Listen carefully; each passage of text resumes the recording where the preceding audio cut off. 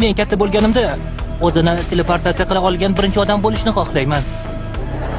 Hozirgi paytdayoq kvartli axborotni bir joydan boshqasiga uzatish mumkin. Shu bilan birga kvartli axborotni joylashtira oladigan super kompyuterlar yaratilgan. Tez orada odamlarni bir joydan boshqasiga ko'chira oladigan qurilma yaratiladi. Qaniydi shunday narsani yarata olganingda. Men allaqachon yaratganman. Aniqrog'i yaratyapman. O'zimning garajimda. Uchuvchi mashinang yonidami? 7 yildan so'ng. Nima deyapman? Bu biologik modda g'altagi. Ben ikkovimiz uni 5-sinfdan beri yasayapmiz. Uni garajda yasaganmiz.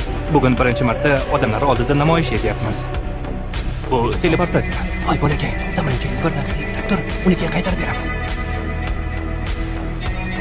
Shunday qilib, Ben